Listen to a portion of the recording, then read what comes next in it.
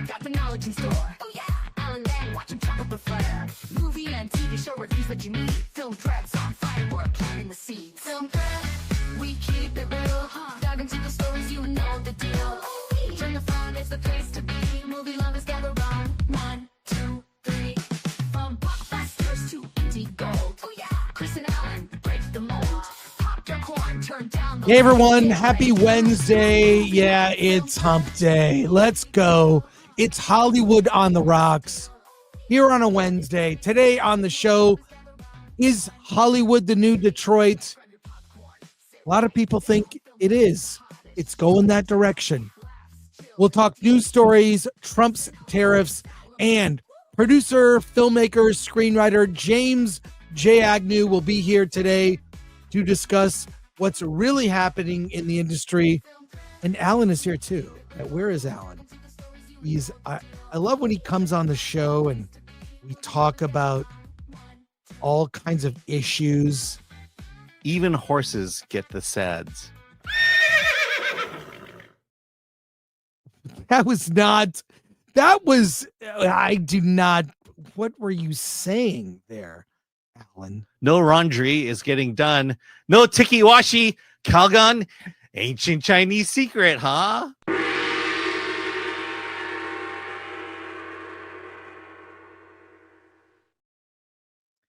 I'm really busy at the moment with Dr. Doom, but I'll say it, Alan.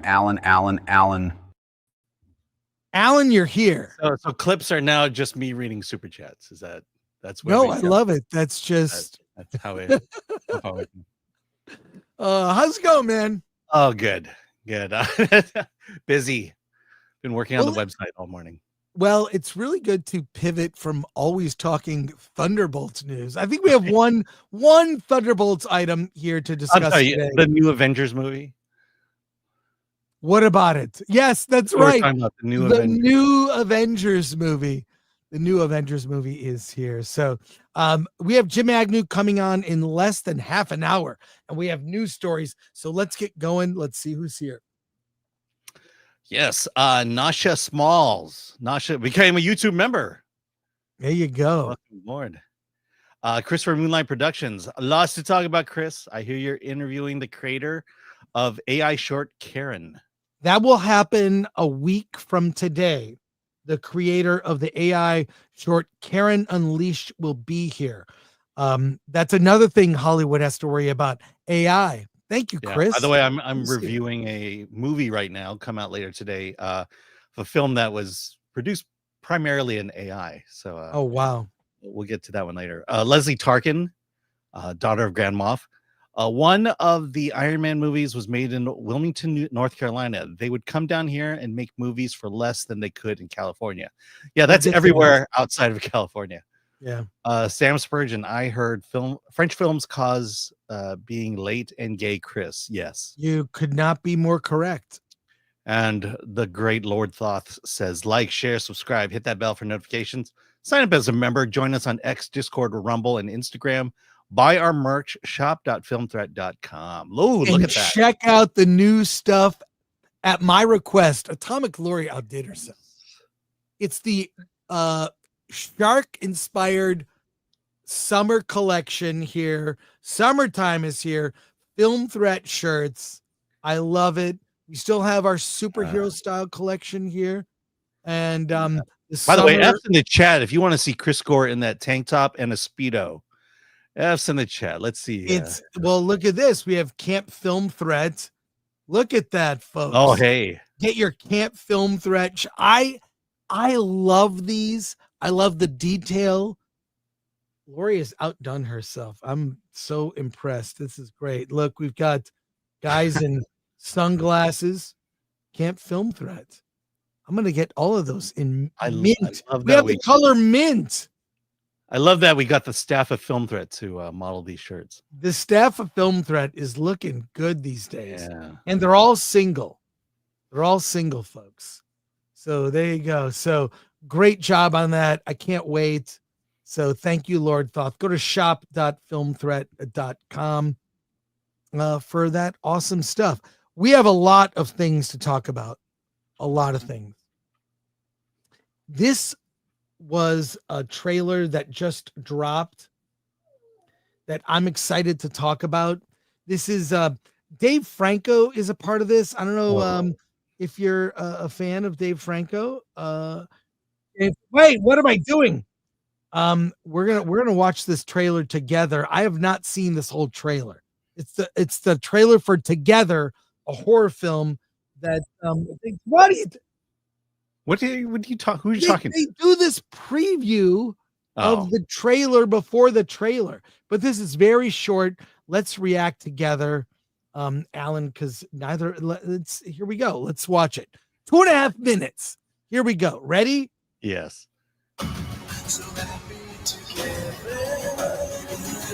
It's the trailer before the trailer. It's kind of annoying. Yeah, you're going to see it, Alan. Oh my God. Part of me wants to see it. Part of me really doesn't want to see it. Well, I feel like I already saw too much. I'm not super happy about seeing way too much of that movie. But I look, I'm all in. I think Dave Franco and Alison Brie are married, by the way. Yes, they're an actual couple. Yeah, they're an actual couple. So that makes a lot. I don't know. I think it could be good. It could be good. Another trailer reaction here that we'll get to. And there it says this video isn't available anymore. I wonder what happened. I guess we can't react to that. Did they take it down? I gotta find. I'm gonna look. Let's see. Here we go. No, it's here. It's here. Well, someone took it down. Yeah, probably whoever posted that. All right. This is the benefit of watching the live stream. You get all the mistakes and all the fun. But here's another one. Ethan Cohen made a film with Chris Evans, Margaret Qualley. This, you got us, Alan. You're going to want to see this. Okay. Not horror. So, but I want everyone to be aware of this movie. Let's check it out. Yeah. Ethan Cohen doing a Coen Brothers movie, basically. I feel like her boobs got smaller since the substance. Yeah, it's really strange. Yeah. It's very strange. So, and that's the same character from Drive Away Dolls. Well, maybe not really, but it looks very old school Coen Brothers. Mm-hmm. Old school. And I like it. I'm all in. I'm all in. We'll see. Some quick comments here from Move On. Yeah, here we go. What is this? Baby Driver meets Fletch? From that ADL. Sounds good. I want to hunt these bugs. Drive Away Tykes too. Electric Boogaloo. ML for $4.99. They just saw Mark Hamill in Stephen King's Long Walk. It'll be ruined with Trump derangement syndrome, and it's Trump derangement syndrome squared if you bring these two together. So yeah, thank you for that. Super. Colossal Dog, another pop song sung slowly. That's a very bold choice. You never see that in trailers. Never ever. You always see that in trailers. It's overused.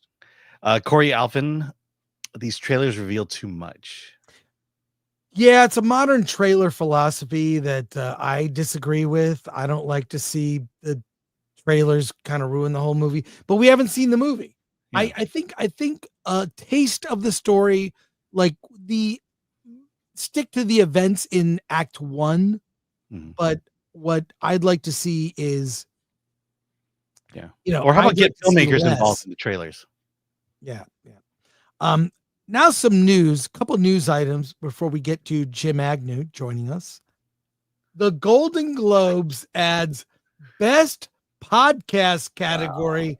Really? From Variety. I'll bring up the story so you can check it out, Alan. But I think right away, I think this is I don't know, is this a sign that podcasts have now reached a point where they're getting recognition that they deserve? Or is this a slide backwards? From Variety, Golden Globes adds Best Podcast category for 2026 ceremony. Here's the thing. Before you get into info in the story, Alan, are they going to nominate? Because if it was Best Podcast and they really are going after the best, are they going to invite Joe Rogan? Is Benny Johnson on there? Is Nerdrotic eligible? what are the eligibility requirements, and is it going to be political, where it'll all be podcasts only from one side of the political aisle? We'll get into the story, Yeah. Alan. Give us the crux of it, and then we'll talk. All right, here we go. The Golden Globes are stepping into the podcast world with a brand new award, Best Podcast of the Year, announced for the 83rd Golden Globes on January 11th, 2026. The category reflects the rise of podcasts and as a powerful storytelling medium. As the world of entertainment continues to evolve, we are excited to recognize new forms of storytelling, said Golden Globes president Helen Hoon. Podcasts have emerged as a profound medium for sharing narratives and building communities across global borders and generations. I don't know why you put me large, but there you go. Oh, because Chris went away. I'll keep reading. The new award will include both audio and video podcasts and highlight work that has made significant impact in the past year. From the top 25 most popular podcasts, currently including Smartless, Call Her Daddy, and the Joe Rogan Experience, 6 finalists will be chosen. Official eligibility guidelines are expected soon. Hearn emphasized the Globe's ongoing evolution. The Golden Globes have always entertained the best in film and television. Now we're making room for new voices and formats to be heard. This move puts the Globes among a small group of major organizations honoring podcasting, joining the iHeartRadio Podcast Awards, British Podcast Awards, and the Webby Awards. With global podcast audiences projected to hit 600 million by 2026, the shift underscores the medium's growing cultural clout. The decision follows a strong comeback for the 2025 Golden Globes, hosted by Nikki Glaser, who is already set to return in 2026. As organizers put it, the new category shows the Globes are broadening their recognition of creative storytelling. Broadening or diminishing, I don't know, but yeah. Well, I mean, there's a distinction I think that has to be made. You know, they keep mentioning storytelling. So would the Joe Rogan podcast qualify as that is a more news discussion oriented ones? Maybe or are they going for more of the dramatic podcasts, the the serial shows and things like that, serial killer podcasts and stuff like that?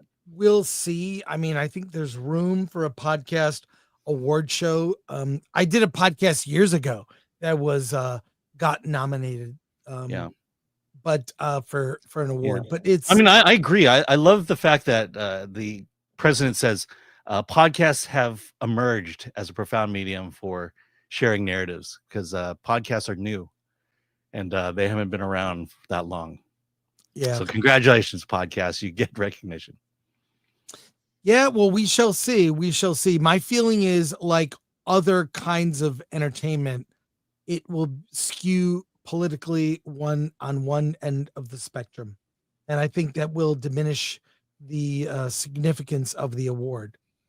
So make of that what you will. You know, by all accounts, a movie like Reagan with Dennis Quaid would have gotten nominated if times were normal, but they're not. It was ignored. And the idea that maybe this is a ratings ploy, I just don't see it. I don't think podcasts are going to add to ratings. I think it's a let's throw something at the wall and try it out. We shall see. Yes. Real quick comment from Wes Ray: just a way to prop up a liberal podcast. Zero conservative of moderate podcasts will even be considered. That's my thought. That's my thought too. Yeah, it's my thought too. So there you go. But it's time to pivot. We have a special guest joining us today. And I'm very excited to bring on my friend, filmmaker, screenwriter, independent producer, Jim Agnew joins the show. Jim, how's it going, man? Hey, Jim. Good as always. It's great, man. There's a real reason why you're here. Yes.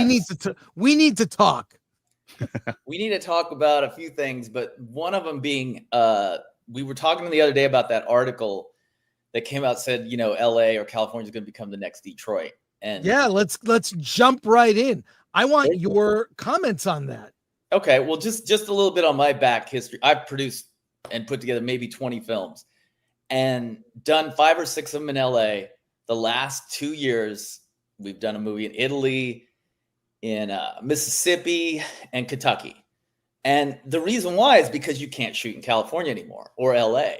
And, I see all these people signing petitions about, let's increase the incentives and things like that. But I don't think that's going to help at all. And I don't mean to be like, I want it. I'm from LA. I'm from California. I want the business back. We don't want to, as producers, go to other places. But there's such a litany of problems with the way California's set up. And the number one being that, compare this incentive to other incentives. I don't know if you guys know this, but the above the line costs in California are not applied. So that means actors, directors, producers, none of their salaries you get any kind of rebate on or incentive. Right. So, and on top of that, it's also a system where it's kind of, there's a jobs formula.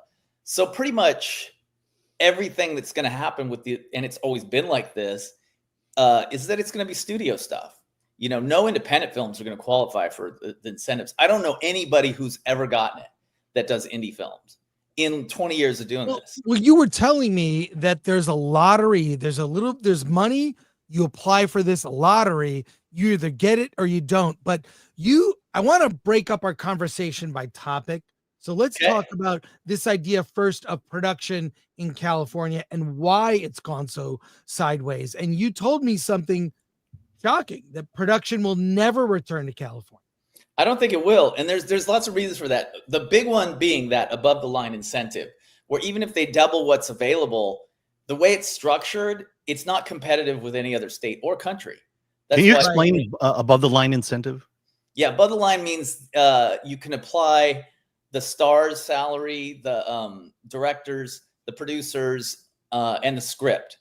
Which let's say you make a Marvel movie for $30 million and you shot in LA, you would not get any incentive on that $30 million for the actor's salary. Now, if you go to London and you shoot the same Marvel movie, you get $12, $14 million back from the government for doing that. So you just spent, I don't know, 16 million instead of 30. So it kind of becomes really quickly like, well, what should we do? Should we shoot in California or somewhere else? So, and most incentives don't have that. Some states have it capped at like, you can only spend like $1 million or $2 million, but I just did a movie in Kentucky and we could put as much as we wanted through there. Mississippi is the same way. Georgia, you can, all the actors' salaries, the producer, the director, all those really high-end costs are part of the incentive, and in California, it's not. So that's the first big problem. That's a big money problem. The other problem is in California, locations are so expensive. It's insane how much it costs. I just did a movie in Kentucky. We rented an entire courthouse for 2 days, and the price was $200 for the parking lot across the street and the security guards. If we had rented that same courthouse in LA County, it would have cost us probably $50,000 a day. So, on a $2 million movie, we just saved a ton of money. So that's a big part of it. And not only that is in LA, I hate saying this, but people have become very savvy about how the film business works. I don't know how many times we shot a movie where we showed up, we negotiated a deal for a bodega. We're going to pay $5,000. We get there that morning with the crew, trucks, everything, and they say we want 10 grand. They don't just throw it out. Like, yeah. They're like, or go somewhere else because they know you're stuck. And then what happens is you pay them an extra $5 grand. Then the neighbors know how to juice you for money. They'll be like, you're on our sidewalk. You're screwing up our business. We want 2 grand. It just escalates from there. Where I did a movie in Alabama where we wanted to rent a bar. And basically they were like, can we bring all our employees? Can we have them work as extras for free? And they gave us the bar for free and brought all their employees because they were excited. They weren't jaded about it. So that's another big problem is locations. They're so expensive in LA. Permits, then you got to shut down streets. You have to hire those, those cops you see on the scene where they're, standing around. Those are all ex-LAPD guys that you're forced to have a certain amount of them by what you're doing with your permit. Right. So now you're paying those guys. And also, it's not easy to deal with people in LA because, you also have the unions are really close. Look, I'm a union guy, so don't get me wrong. I'm in the WJ, but I worked on a movie once where the first day of shooting, IATSE showed up, DGA showed up, not WJ didn't, but SAG did. Just representatives to make sure we were doing everything right. And we had a gaffer who was pressing a button to create the hazer, right? That's just the smoke, between scenes. And they said, you can't have that guy pressing that button. So now you have to bring in a guy at $350 a day to press the button. So really? Yeah. Is it everybody's looking for a taste, right? They get their hand out. The problem is there's a lot of union rules. I'm in a union. I understand it. But, when you're doing a big studio film or TV, great. That's cool. Spend tons of money. But if you're doing a $2 to $5 million indie film, you can't do that. And then on top of it, when you do a union film, you have to pay pension and health, which is like 22% on all the SAG actors. It's above and beyond their salary. All the crew members, all the grips, camera crew, everybody who's in IATSE, DGA, you have to do that. So you start getting into a realm of like doing a $2 million movie where you're paying $400,000 just in pension and health. That's not going on the screen, and I get it. Like I said, I'm not saying there shouldn't be unions. It's just the way the system's structured is very difficult to make films in LA. There's some common sense things you can employ that doesn't drive up the cost like that. Yeah. And for guy to press the button. Another thing you need to buy a lot of on a movie is fuel. You got to power the generators. You got to move trucks. California's, from what I know, is more expensive than anywhere else to buy gas. So, there's all these like systemic problems that no one's like taking any kind of leadership on. In like, now all of a sudden it's in the news, and people are like, let's do this, let's do that. But productions have been leaving for like 15 years from LA. I did the first movie in Alabama. We produced a film in 2012 when they first did their incentive. We went over there, spent $10 million, got $3 million back. So, I want films to come back here, but I don't know what they're doing to really make it. It's a lot of just bullshit, really, because there's some new thing the city council's doing to make permits streamlined and help. It's supposed to help production. It ain't gonna do shit. It's like literally gonna affect 0.001% of the budget of your film. Well, let me ask you, because just producing indie movies, really production value is cast, which is kind of a cost you're locked in, and location is also production value. Yeah. When you're going somewhere like LA has been filmed a lot in TV and film, locations are known. Is there kind of an excitement to like just going to like Kentucky and seeing different locations and getting them for cheap? I mean, you can really stretch your budget. I think so, because you see all these new things and certain states you can shoot for different places. It just looks interesting and run down. It doesn't look like LA. I was subscribed to like a lot of films, unless it's specific to the story, you should be like David Fincher and just, not say where you're at in 7, just make it look cool and weird and different. But there's a lot of that. Yeah. You could, in Kentucky, we were amazed. We were one of the first movies over there too, that came in, and we did that in 2023. And it was amazing. There were so many cool locations, things we've never seen, big bridges, rivers, all kinds of things. And we would just be like, hey, can we shoot here? They're like, sure. We'd have a proper permit, but it wasn't a bunch of bureaucracy to shoot 3 blocks down the street. The one cop who was assigned to the production would just pull his car down there, block up the street, and let us shoot. In LA, that would become a whole gigantic problem. I'm kind of confused, but why is that specific to Los Angeles compared to any other city in the United States? Bureaucracy. And it's because they're there and they can get to your set. I mean, look, I've never shot in New York, but I've heard that's a really hard thing to do too. But New York has the incentive, and New York, has its own film office. So that, shooting in these big cities also is a bit of a problem. That, that's just inherent to the size and the scope of things. And again, everybody's jaded. Everybody's just like, oh, another film set, get out of the way. I got to get to work. Right. But I mean, what are some of the reasons you believe production will never return to California? And look, there are concerns, unrelated, but related somehow, that LA will not be able to accommodate the Olympics in terms of what they're constructing, an extension to the metro, to try to make it easier. There are concerns in 2028. You haven't heard this, Alan? No, I haven't. Doesn't That, surprise me, but I haven't heard. yeah, they're just saying there are doubts, and a lot of people that were bidding on the Olympics, a lot of cities backed out because of concerns. I mean, can you see? Look, I was too young to remember the riots in Detroit City, but I saw the effects of the riots in Detroit. Everyone fled to the suburbs, and Detroit decayed, and the auto industry went downhill for various different reasons. But do you think production is it's now just going to be? I mean, Alan told the story about, was it that game show, Alan? Oh yeah, it was Rob Lowe's game show. I think it was The Floor, and that they discovered that it was cheaper to fly everybody, all the contestants, 100 people to Ireland, shoot it in Ireland, than it was to shoot it at the Fox lot in Century City.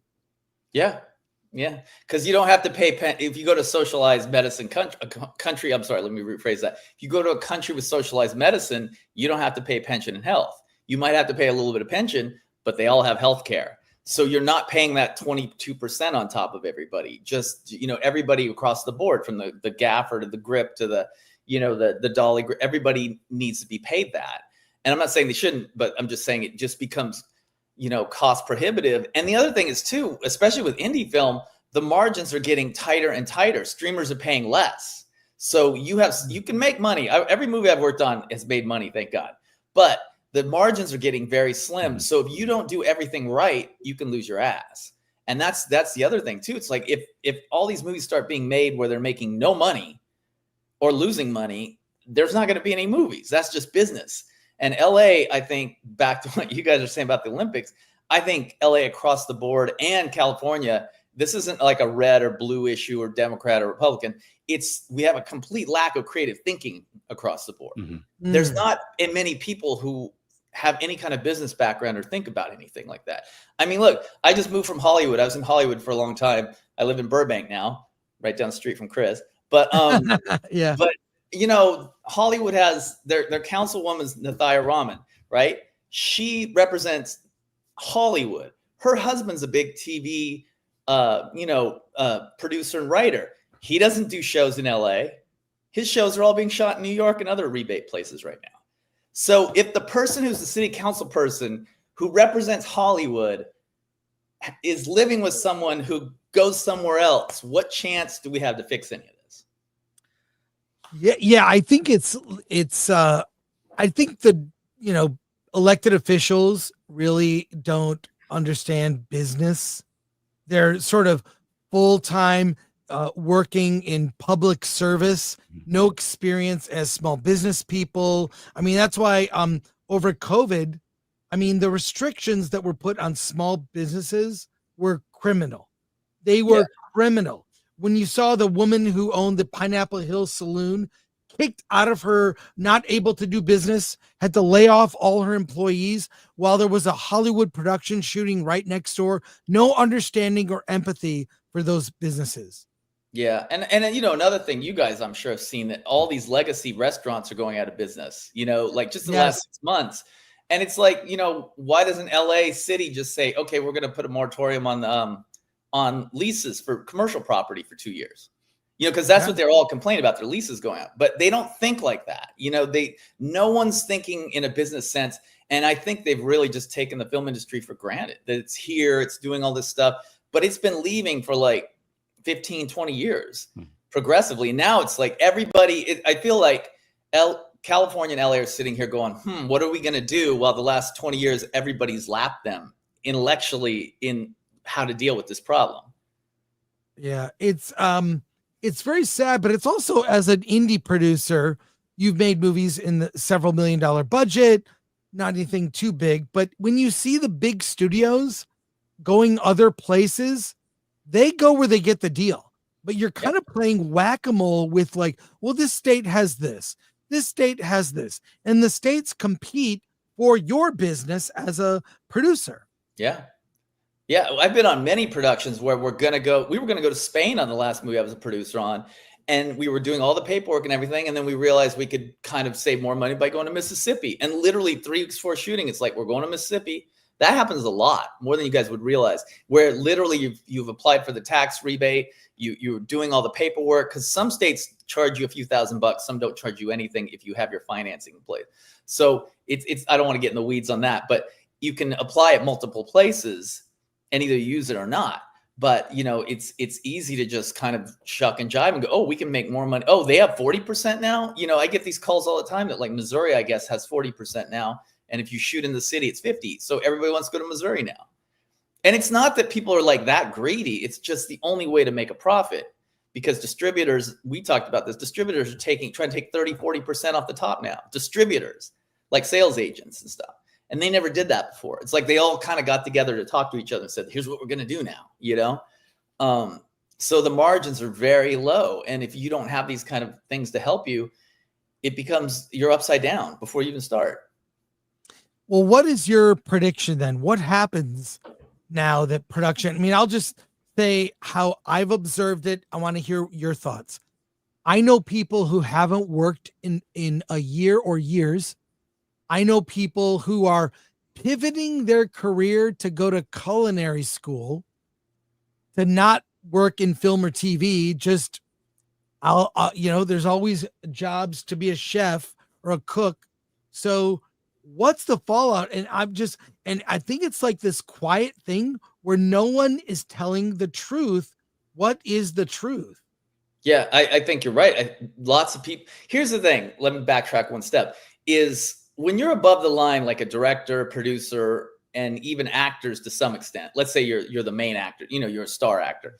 You can go anywhere and work. But if you're a working actor who's only doing like a week or a couple days, and you want to go work in Kentucky, but you're based in LA, SAG makes you pay more money. You're not a local hire. If you're a local hire, you don't have to travel. We don't have to put you up. We don't have to, get you per diem. But if we want to hire, if we're shooting a movie in Kentucky and we want to hire an LA actor for a week, we have to pay like twice as much. And that's just the union rules. Same thing with IATSE. Like if you go to Kentucky and you want this awesome, dolly grip to come work for you, you've got to put him up. You got to fly him out. You have to pay per diem, as opposed to maybe finding the third best dolly grip in Kentucky, and just making it work. And that's what's happening. And I feel really bad. I'll be okay, because I can go pretty much anywhere. And there's also a certain level, this is what nobody talks about. There's a certain level of glamour to talk to a couple producers, a director, and some lead actors and go, hey, do you want to go to Mississippi, or do you want to go to Greece for 6 weeks? It's like, or do you want to go shoot a movie in LA and go to Lincoln Heights? Right. So it becomes that thing too, where it's oh, cool, I can get out of here and get a trip all paid for and have some fun.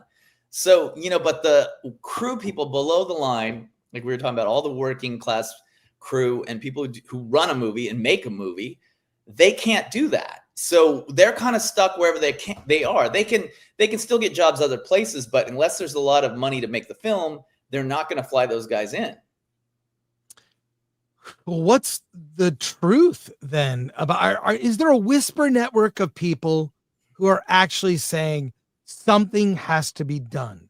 Or I think the better question is, why are people not saying anything? Why are people? Yeah, why are people silent about this? Like I said, I think they've just taken the business for granted all these years, because suddenly Trump starts talking about tariffs, and then all these people are trying to get on board about a federal, Adam Schiff was my congressman for 10, 12 years. He never did anything. Now suddenly as the senator, he's trying to act like he's doing stuff. These people, they just don't, like I said, it's not even a party thing. It's more about either they're looking out for business or they're not. And they're not looking out for business. We all live in LA. How many businesses are out of business now? You drive down the street. It's unbelievable, the number of restaurants. Restaurants is the residual effect, because people in the industry don't have money to eat out. It's as simple as that. People aren't working. I'm talking about industry people are not getting paid. They're not going out to eat. And no, so they can't even pay their pension. I keep hearing too, a lot of people, a lot of old timers in the unions that have, always got their health insurance for 20, 25 years that now can't, are just going to all go on disability. They're like, fuck the state, I'll go on disability. I mean, you didn't hear that from me, but but I'm not saying specific people, but these are the things I hear that people are so disillusioned with that no one's working. I hear it all the time. No one's working. No one's working. We were talking about how I'm in the WGA. Writers' jobs are down like what 45% from 2 years ago. That's half. I was going to ask you about WGA has contracted. The number of working writers is less than it's ever been. And then I think it was another stat where was it half of the WGA members made like 45 grand? I think I told you. I think, yeah, what I've heard time and time again is there's about 12,000 people in the WGA and only half, this was even before the contraction the last year or two, about that only half of them make 45 grand or more, which is what you need to make your health insurance. Yeah. So, that means there's only about 6,000 people really working in TV and film consistently, but now take 40% of that away. So what is it now? 3,500? Alan, do the math. Oh yeah. You do the math, Alan. But here's the thing though. It's like I always look at when things go to shit, there's an opportunity. I think for young filmmakers and filmmakers in general, there's a lot of opportunity to use the chaos to your advantage, make films, but you've got to make them cheaper, and you've got to make them smart. There's still a market for it, even with, I don't want to get into this whole Trump tariff thing, but I got about 50 phone calls Monday morning and I hadn't read the news. I was like, wait, what's going on? And, the consensus is kind of that's going to fade away. It's going to because it's not like selling a pair of shoes. If you make a pair of shoes in China and sell it in America, you can add $40 to the cost. Films are sold, this is all over the globe. You sell a movie like 80 times on the first run to all the different territories and all the different, it would be so chaotic and weird that it would just, if that was the case, there would be no film industry. Yeah. I mean, we were talking about it on Monday and it just seemed like that, if anything, it just got the conversation started. Trump brought this weird idea out of nowhere and presented it to everybody. And quite frankly, he's the first person to make this kind of a national issue and to shine the spotlight on what the problem that is going on in Hollywood. Well, there's two big things. I do want to talk about the Trump tariffs. I don't think they'll ever go into effect because it was never defined what the tariffs were supposed to do. Or what they're going to be on. Yeah. What they're going to be on. So is it foreign movies being released in the States? And you and I know, Alan and Jim, that's a small market. A French film or some movie from India or China, they don't get big releases in the States. It's if they're lucky, they'll make $10 million at the box office. If that, most of them makes a small amount of money. It's a very narrow, it's a niche market. So I don't know how you regulate that. Plus, like if I want to buy a movie on VOD that was from India or China or whatever, like how do you regulate that? I think he's more talking about bringing production back to the US. I think that's his concern. But even that, how do you regulate that? And how do you determine? I think the tariffs are a big stick that will get people talking to try to address the issue. I don't see them ever because it's not well defined. I'm saying he's bringing attention to the issue, but it's got to be defined to be even addressed. So I think people will freak out because anything Trump does freaks everyone out in the industry. You and I were talking. It was just like, I'm not political. I'm just like, what is this? But you see people feel like they have to pick a side. But the thing is, Newsom has never talked about this in any meaningful way. None of the LA politicians have talked about this in any meaningful way. Adam Schiff, our congressman, never talked about this in any meaningful way. And it took Trump to bring this out to get people to talk about it in some meaningful way. Yeah. Now they're all talking about it. I mean, listen, we did a movie in Kentucky 2 years ago, and it was one of the first films in Kentucky. One of the guys from Kentucky, who's very savvy and smart, pulled me aside and said, "You know why there's a film incentive program now in Kentucky?" I'm like, "Why?" He goes, "Because Bashir wants to run for president in 2028." And that's when I didn't even know. Is that real? Yeah, that's what he said. He said he's trying to make it look great and glossy here, but that's smart thinking on the political side. Whether they're gonna, it really brings in that much work or not, they're thinking like that. Where, they're not thinking like that in California. That's what I just all the time just think there's no creative thinking. Like I said, it's not a Democrat or Republican issue. It's no creative thinking across the board in any of our politics anymore. You know, there's so many problems in California. Nobody has a solution for anything. And this is just part of it, you know, but it bums me out because I know so many people. I'll be fine because I can go anywhere, work on a movie, you know. But I get those calls now that says, I'll get a call from producers saying, hey, do you got a script for X actor that needs to be $4 million action and we have to shoot in Austria? That's all they care about. They don't even care about the plot or anything. It has to be action, have a female lead, can be made for less than $4 million and shot in Austria, whether it's Austria or somewhere in Europe, location-wise. Those are the conversations people are having now. So, like, I think none of this tariff nonsense is going to happen. And I think every article I've read, this is from Variety, it says Donald Trump's plan to enforce 100% tariff on foreign produced movies is being met with shock and confusion in the film industry. And then it goes on. This makes no sense. A UK producer says it implies that a US film is meant to shoot in the US, but the Harry Potter films, Lord of the Rings, Schindler's List, Mission Impossible, Gladiator, Aviator, and so many more are US films that shot overseas for obvious reasons. Do these films have to shoot in the US from now on? It's an absurd announcement with no meaning nor understanding of storytelling or creative impulses. We can go to the story. I think none of this will come to light. I think that every article I've read thus far has been speculation, and but it brings up an important issue, which is why has there not been, Jim, ask you, why has there not been a summit where people in the industry get together and say, you know, we have to address in a real and meaningful way things that are killing our industry.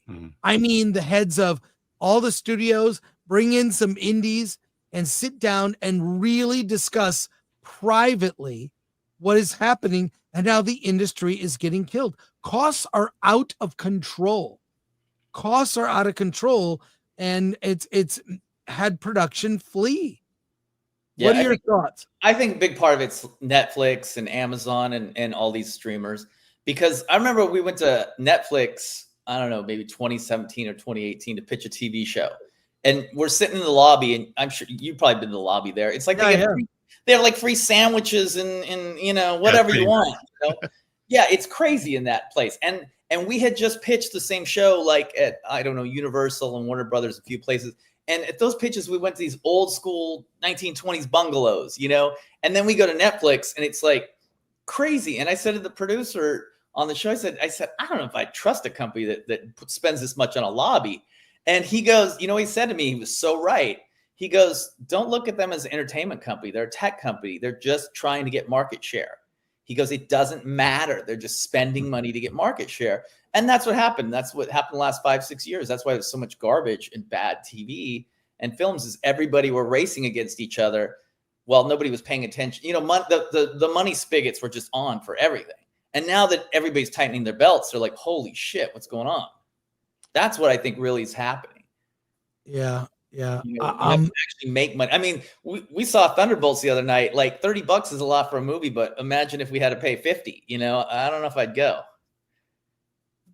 Well, a lot of people have decided not to go even with like $25 a month for A-list.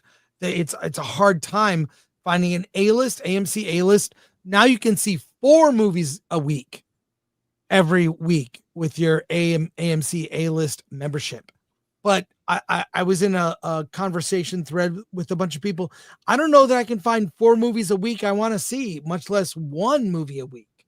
True. So the market isn't really giving the audience what they're looking for. And with everything, I mean, look, I don't know if you saw this article, Jim, I'll bring it up. Is this the worst ever era of American pop culture? Possibly. Yeah. I mean, you know, TV's a little like, you know, stale. There's no movies that I'm like, God, I got to see that, you know, anymore. And I think it is. And, you know, here's the other thing is there's all these problems and then AI is coming right around the corner. I don't know if you guys know this, but WJN IATSE's deals are up in a year, so they're going to have to renegotiate again. And I honestly think the WJ, kind of threw everybody under the bus with the AI stuff, but I don't think they can regulate it. The genie's out of the bottle. Mm-hmm. There's so many writers I know that are using it, and it's not, it can be a tool you can use. I say, it's still, you kind of have to know how to fly a plane to use autopilot for now, but who knows in 2 years from now what it's going to be like. This is from The Atlantic. It says, is this the worst ever era of American pop culture? And the story, which, we could get into, but really talks about the decline of the West and how art has been, it's stagnating. You've got, everything is a remix of things. This is why I think something like Sinners is doing well, even though Sinners does have its influences. It's original IP. It's not a Marvel property. It's not based on anything. It's not a comic book or whatever. It's not a sequel or a requel. All these comic properties and comic book movies, people are losing interest. And Thunderbolts, you know what? The general reaction, we saw that screening, the audience liked it. Generally, the audience enjoyed it and had a good time. But this movie's underperforming. Yeah. But remember, what was the number 2 movie last week? It was Revenge of the Sith. Right. It's the fact that people are going back in time to watch movies that are old because they're better. I was just talking with my daughter. We don't listen to music anymore because music sucks. And so we go back and listen to the old stuff. We don't know how to make art anymore. It's all commercialized or it's all politicized. And then Alan and I were at CinemaCon, and Fathom Entertainment is that they changed Fathom their Entertainment name. now. Fathom Entertainment reported it was 2024 was their biggest year ever for their company. It was their business doubled, and it's all they do is re-release movies like Monty Python and the Holy Grail, which I saw on Sunday. And when re-releases actually make it into the top box office, re-releases and not new movies. Do you remember going to the movies in the 80s and 90s and there'd be 5 movies opening in a weekend and they were all bangers in very different genre categories? Horror, rom-com, teen sex comedy, a genre that is dead now because of wokeness or what politically correct BS. And you could find any kind of a movie across all different genres and just pick one and it would be fun. So I don't know. I'm just I fear for the future of the industry and want to get your thoughts as an indie film producer. And where do you think where the good ideas going to come from? Clearly not from elected officials. No. On the business side, I don't know where they're going to come from unless it just implodes so badly, something will happen. But I just think they don't have any. I don't have any faith in them to fix this problem. Because they've had a long time to do it. Sorry. Do you feel like it's Hollywood that we're really talking about and not necessarily the United States film industry, or are we in fear of losing films altogether and it going overseas? I think in California's screwed because the way it's all set up and that no one cares and no one's really taking the lead on it. It's just, we know we live in California. I don't want to devolve into a political discussion, but there's a lot of wrongheadedness.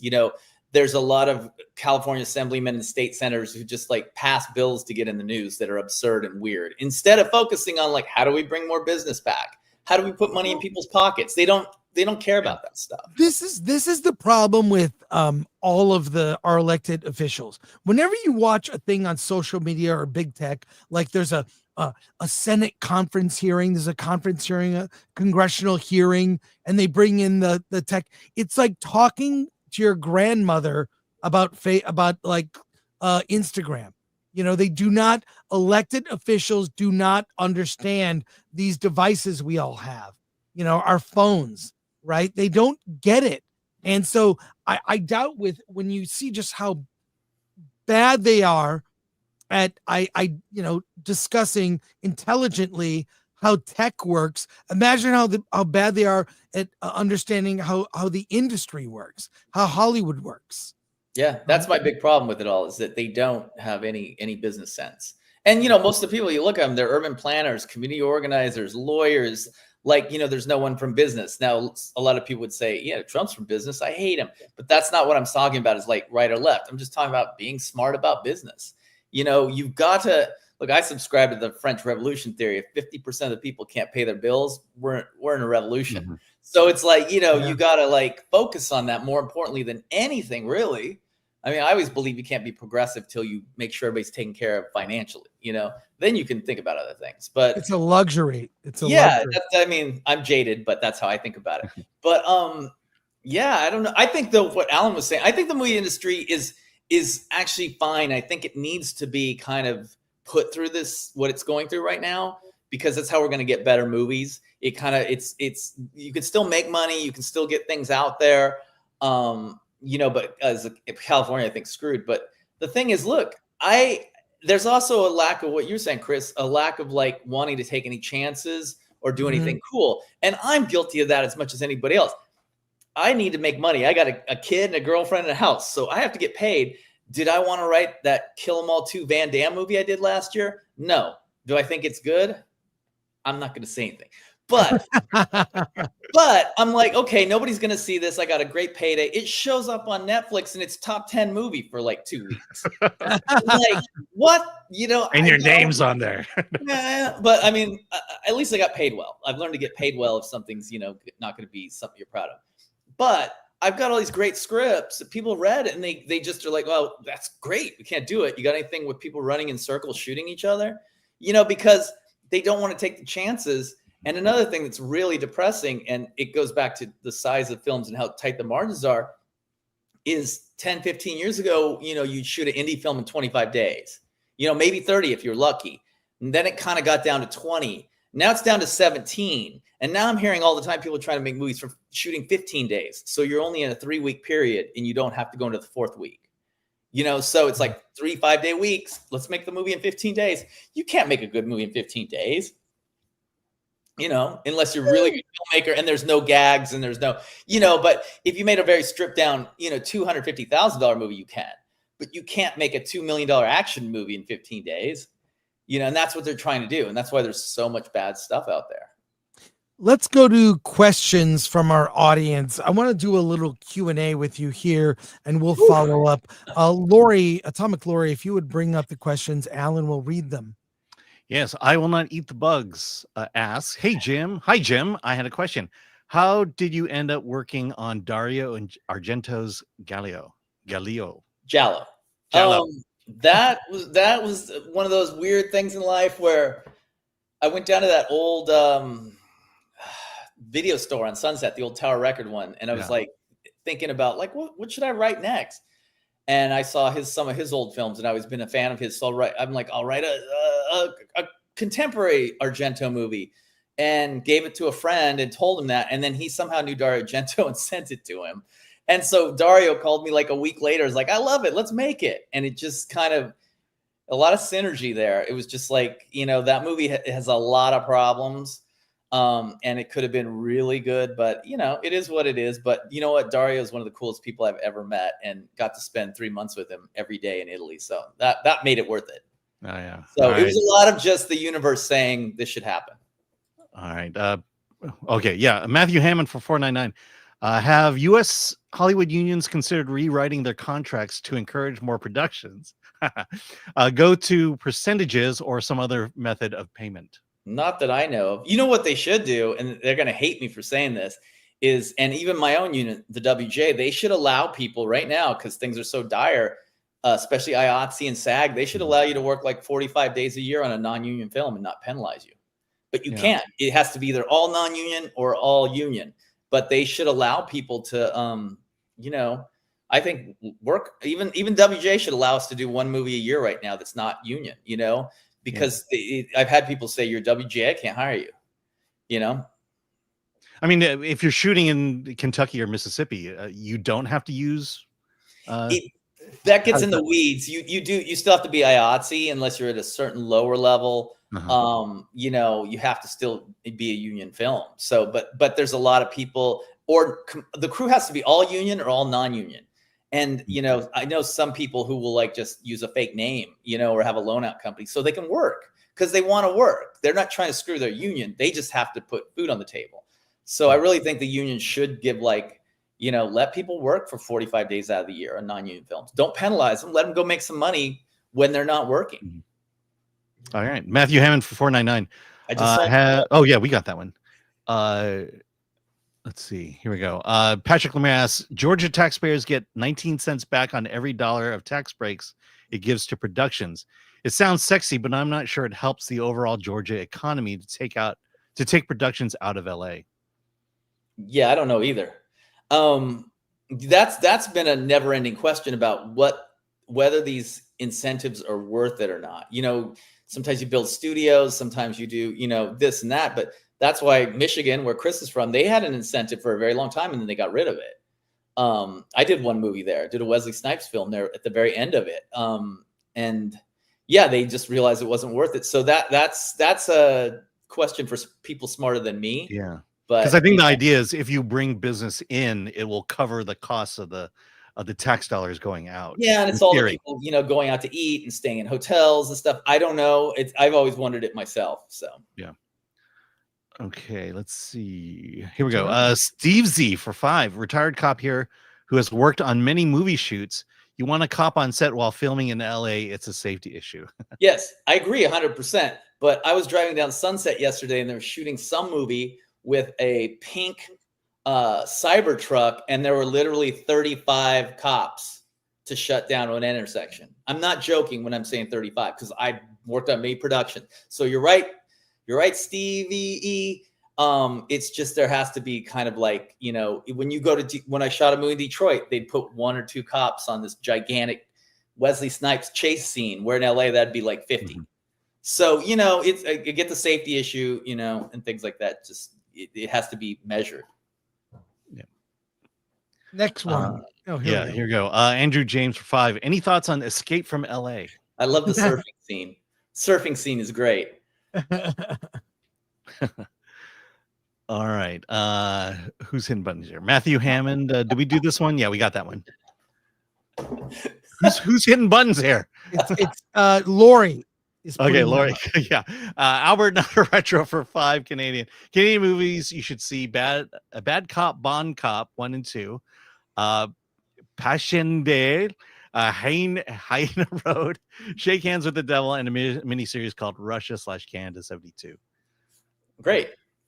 All right. Solomon Thornton. Hey, Jim, love your insight. What's the best way to budget for filmmaking? Oof. It kind of depends what budget you're at. Like right now, we're working on a few things where we don't know what the above the line cost is going to be. We don't know what actors we're going to be able to get. So we're doing a below the line budget only and trying to strip it down as much as possible. But a lot of that always depends on, you know, that never ending formula. If you get actor A and you pay him B, your budget becomes X. So that's, you know, because you can pre-sell it or, you know, take it to someone who will finance it, but you need those name actors. It depends on what level you're doing and what, you know, so there's no right or wrong as long as you can find the money. All right. Ryan Landis, as a scriptwriter, have you considered rewriting some of your scripts as books?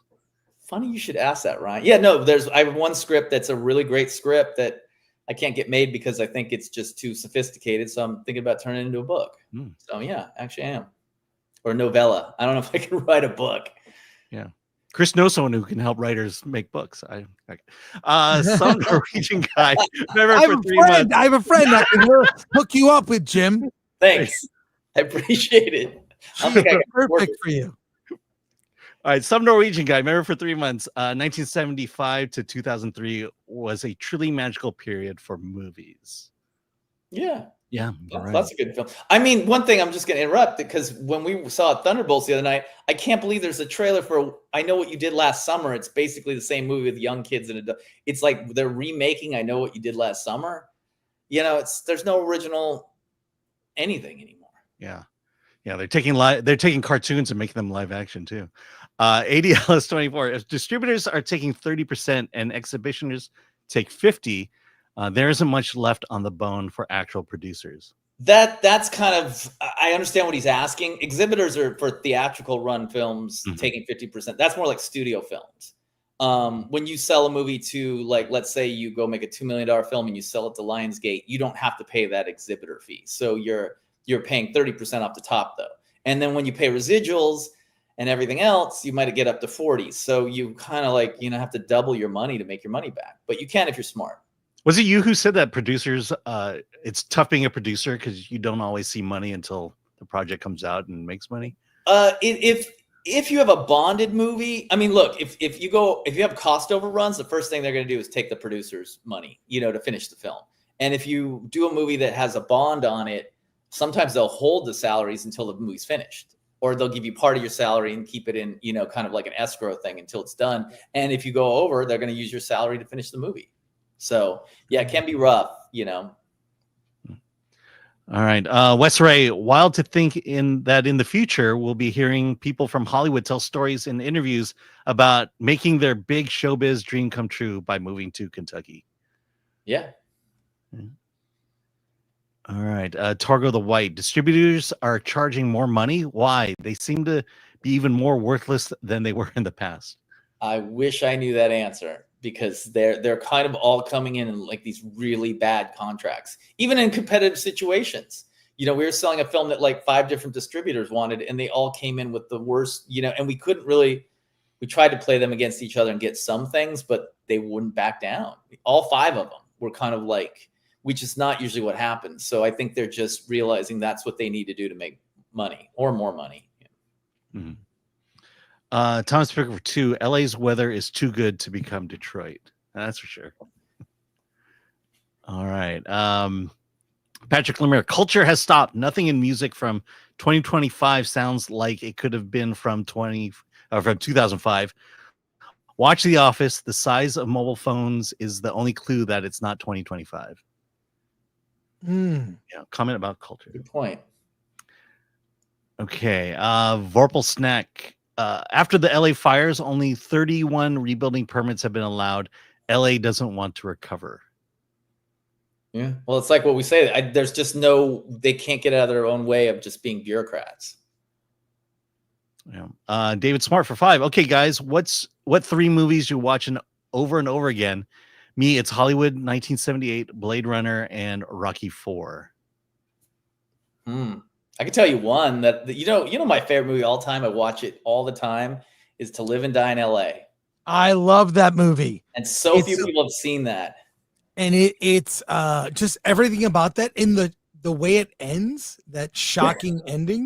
I know, it's got an amazing ending, yeah. It was so shocking for the time. Have you ever seen the ending they reshot, the happy ending? No. It's on YouTube. Watch it. You'll laugh your ass off. My God. That would have been terrible. Yeah. It would have been terrible. Yeah. What about you, Alan? What are your 3 movies you watch? My 3 movies, Sing in the Rain, Airplane, and The Sting. Oh, God. Movies I watch over and over: 2001: A Space Odyssey, Eternal Sunshine of the Spotless Mind, Dune. Take your pick. One of the Dune movies. You know what movie I've really kind of fallen in love with again is Swingers. Swingers is so good. It's so of its era. And I remember, I don't know if you remember that time, Jim, because you lived in Hollywood. Like there was the Dresden Room. Yeah. In I used to live right by there. Yeah. I was there in the 90s with Marty and Elaine. Yeah. Terrible lounge singers that were like a joke. People went to see them as a joke because they took themselves so seriously, and they'd sell their cassettes and records and CDs like between shows. And I would see Favreau was there. Tarantino was there. Everyone just went there to drink and hang out. Yeah. Did you ever see David Lynch there? I see him there all the time. I never saw David Lynch there. Yeah. He used to hang out with Isabel Rossellini in the back seat, like just sitting in a booth. Yeah. Those were the good old days, guys. Yeah. Do we have more questions for Jim, Lori? No more questions. Well, I'm gonna land this plane and ask, what are your, just to be like, I'm a glass half full guy. And I believe when there's an era of change, it's an opportunity. So people can be gloom and doom about what's happening in Hollywood, and truly, it's really the cost of living in California and all the different correct ways you have to go about doing things that make things too expensive. But I think it's an opportunity for indies. And Jim, you're an indie. You make, I mean, on a scale of Hollywood, they would be considered low budget movies. Yeah. But 2 to 5 what are million. your predictions and what's your advice? And then we'll go get final questions for you at the end. I mean, I think there's a great opportunity. I think the big problem that's coming up is there's going to be a lot of content, because AI is going to create, I think, some content too. So how do you cut through the noise? That's the thing. Right. If you have indie film, how do you get it, to the front of the line for people talking about it? That's one big thing. And the other is just, I think it's a great opportunity for people to make their first, second movie, because you just have to make them more inexpensive, but you have those tools. If you can make a movie for 50 grand that looks like it's 500 grand, that's great. It's that you're probably going to do well, and you have to just kind of like use these tools that are available. It's like AI can help, editing programs. It's so much easier to make a film now than it was in the 90s. So just go do it. That thing that all these guys say, just go make a movie and see what happens. But I think people are always going to they're always going to be into movies. It's just, we've kind of fallen. It's like when you're in a long-term relationship, you kind of fall out of love for a little bit and you need to get back in love. That's never happened to me. But I'm saying, you just need to get back in love with what's going on. Yeah. Well, it's also I mean, I just think now is the time to pursue during the quote pandemic. It's like, all right, you've got time now. Write that book, make that comic, do that creative project. The industry downtime should be an opportunity to the indie movie, the story you really care about, make that and make it for whatever you can. So you got to, even I'm trying to do really small, $15,000-$20,000 film that's really great to make up for the few movies that I've made the last few years that, aren't, they're financially viable and they're on Netflix, but they're not art. Right. So I don't know. I think it's a golden age. I think it's going to be an age of innovation, but I think the studios have to do that as well, because when there is a big tentpole studio movie that brings a ton of people to the theater, they look at what else is playing. They'll see a trailer to some other movie like Alan and I saw the movie Friendship, which I think is an amazing indie movie with Paul Rudd. We'll talk about it Friday. This movie is so creative. You would have never thought that it's not something that you're not going to fast track it for 90 mil or anything. It's a small film and it's fantastic. But it's the time now to do the movie you want to make rather than the movie you have to make, and I think that indies, I really believe that AI is the X factor. We haven't even discussed that. I think AI could end up producing another potential young George Lucas or a young where those studio level effects are within reach and they have a vision they can tie to a story, and that fulfills all the special effects. That is going to change the game. I don't know if you've seen this trailer for a movie. It's on social media called Karen Unleashed. We have the guy who made it coming on in a week to talk to us about how he did it. Now, I believe there's an ethical way to use AI. In fact, we have a movie we're talking about on Friday that uses AI, a movie called Watch the Skies, but in a very unique way. I don't know if we talked about this, Jim. Watch the Skies is a Swedish film with Swedish actors in Swedish with subtitles. They took this movie, ran it through a plugin, and they use an Avid. It didn't take months. It took weeks. They redid the mouths of all the actors, and the original Swedish actors redubbed their own voices in English and they speak Oh, wow. perfect English in the movie. Alan, you have to see it. Okay. I did not know when I watched the movie. I'm like, well, these actors have Swedish accents, but why? I don't know why they shot it in English. It's a sci-fi thriller that's very good about a young girl whose father's obsessed with UFOs. He gets abducted. She's trying to find him. It's like an action movie, but I didn't know. And so the movie exists. It was a Swedish film. They redid it in English now. What does this open up to? Localizing movies, like your movie can now be in native languages all over the world, literally with a plugin from Avid. Now, do the original actors, do they record their voices? Those are AI done. I don't know how to do it so that the original actors' voices are preserved. I don't know, but also it brings up the question of older films, even like Toho Godzilla movies. You can have them in English where their mouths actually match what they're saying. All I'm saying is it changes the game for global cinema. It's the company that did it is called Flawless, and I didn't know when I watched the movie that they did that. I just thought I couldn't tell. It was incredible. So that's one positive use of AI, right? Yeah. I think the point is people have to own the data sets they use to use the tool, if that makes sense. It can't be a remix of a bunch of faces where people didn't have permission. You can't copyright that. Yeah. So, I was talking to somebody this morning, a producer I know, about the same thing of what you just said. The first person who can figure out how to shoot like an indie film and blend almost like what Monsters was 10, 15 years ago. right. But with bigger effects and space wars going on here, or aliens attacking and people are stuck in a house, and seamlessly put it together is going to be like a game changer. Yeah. Alan, did you mention you're reviewing an AI movie on the website? Yeah. I mean, it's a movie about, it's called 300 Crusaders. It's about the Ottoman Empire. It's a period piece. Actors were all shot normal on green screen, and then they used AI to rotoscope them and then to blend them, and all the backgrounds and everything were created by AI, and it was all blended together into a feature film. Well, those people that fought the Ottoman Empire are going to want their residuals at some point. They're going to. Any final thoughts, Jim, before we let you go? And we'll go to any comments and questions, Lori, if you would help with that.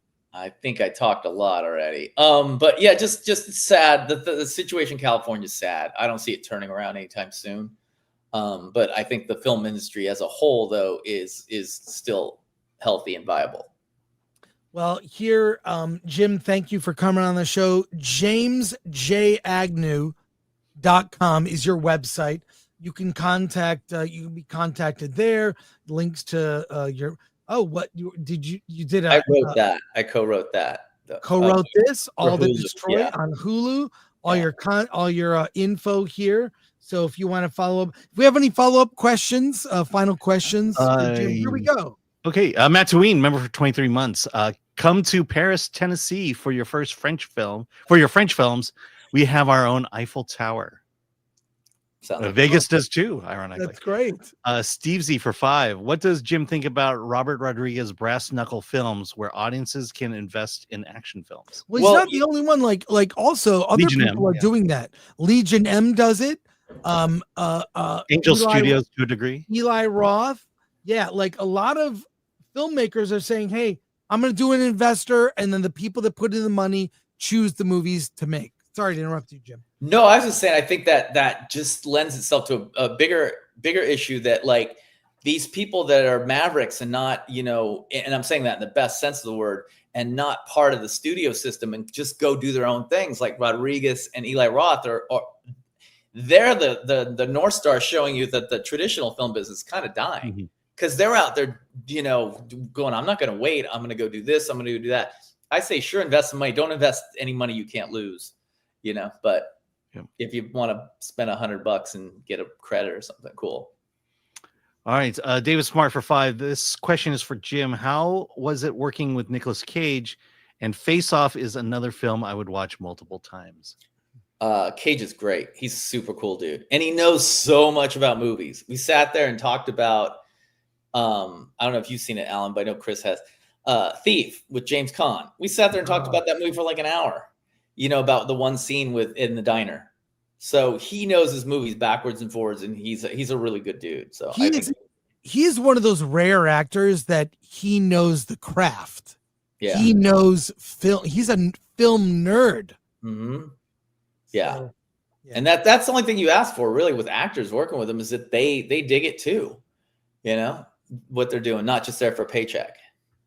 All right, Christopher Moonlight Productions. Mr. Agnew, have you seen the AI filmmakers who are seamlessly blending AI with live action, or to use it to enhance things like puppet work or stop motion?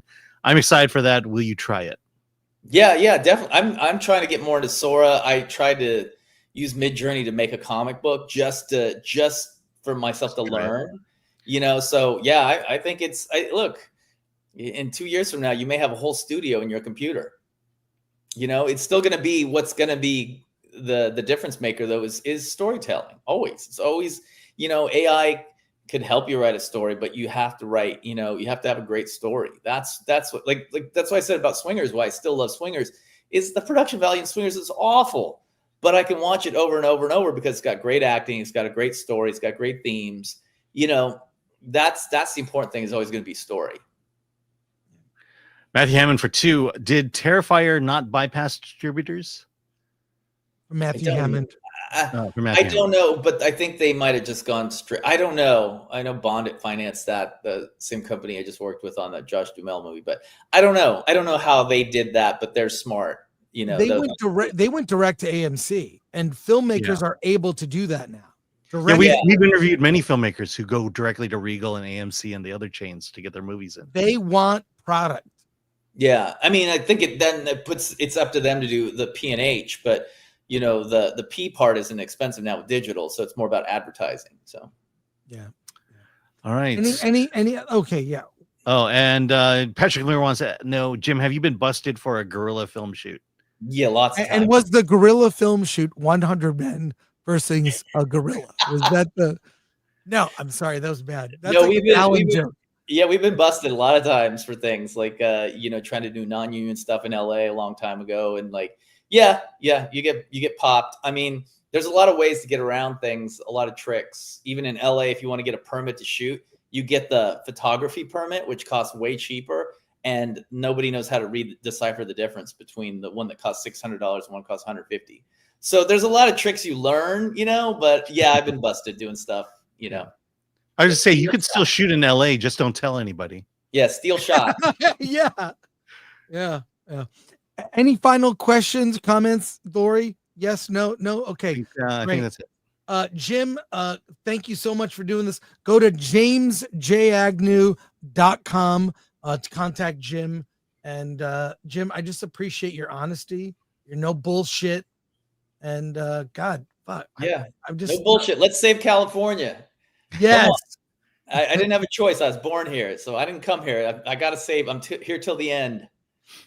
Yeah, I kind of feel the same way. I'm, family and stuff. I love it, but man, they got to make it affordable to live here. Maybe there's a lot of changes. Yeah, a lot of changes are necessary. Made. Cool.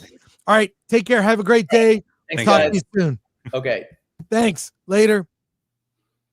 That was great. That was great. I have we'll go to more comments. My apologies. Something happened with my computer. I went away. I had to come back. And now I can't look at comments. So Lori, you'll have to run that. It's no big deal. Yeah. No big deal. You do have comments though. Some super chats that didn't apply to Jim. So okay. You want to do those now? I have two more news stories I want to get to, which you will love. Okay, let's Steve Z for 5. Podcast going mainstream will be the death of it.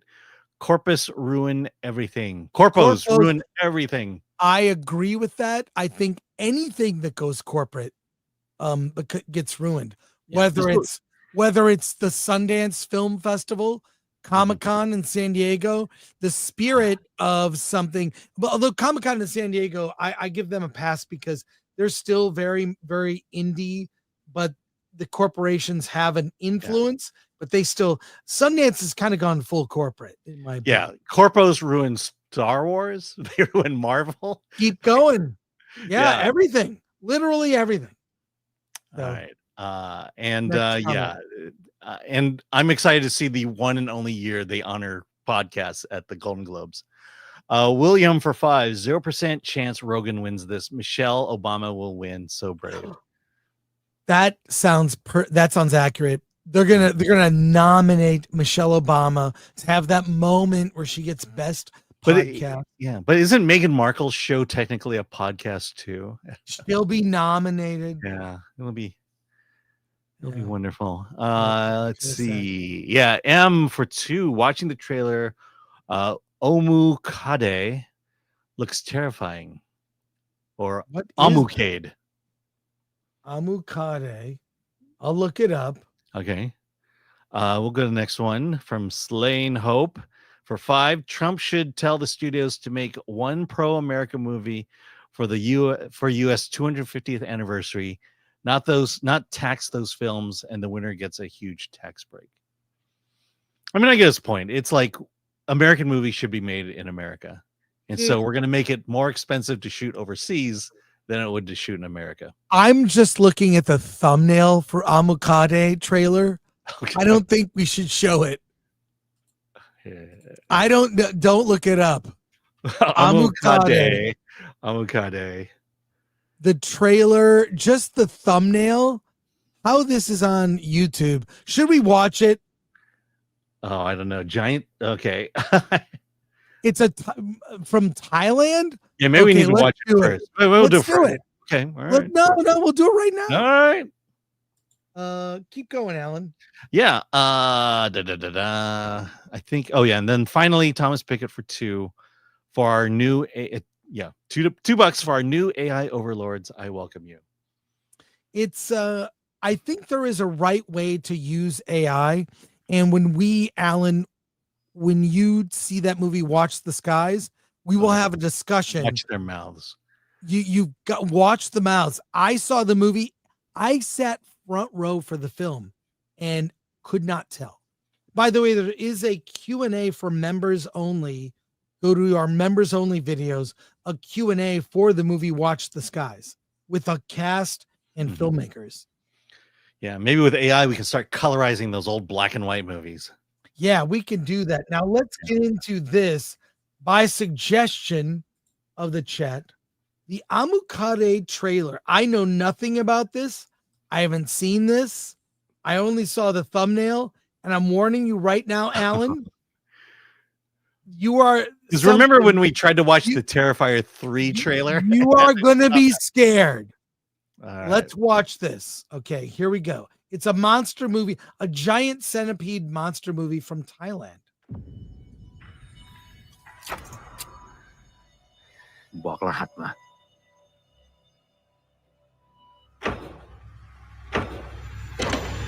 You can come out now, Lieutenant. She's one of us. What? Interesting. It's all subtitled. มันเป็นนายทหารคนสำคัญของฝ่ายเราต้องพาข้ามฝั่งไปพม่าให้ได้ หนูเนี่ยถูกขุกมาตั้งแต่รุ่นพ่อฉันละแต่มันเพิ่งถูกปิดไปเมื่อตอนเกิดสงคราม Oh, okay. This mind. No.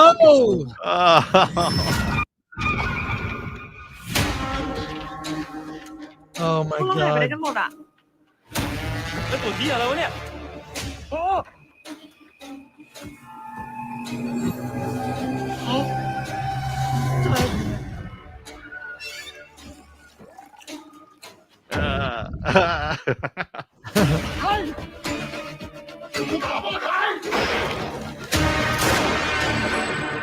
No.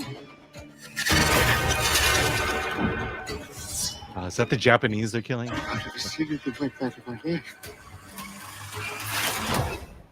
เมื่อก่อนมันเป็นคนเดินเหมืองแต่ตอนนี้มันเกิดเป็นตัวที่อะไรก็ไม่รู้ 待ってください、隊長。奴に見つかっている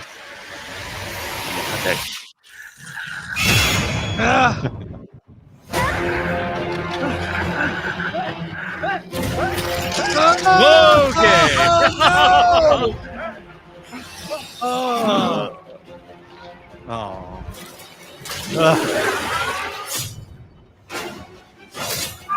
Oh God!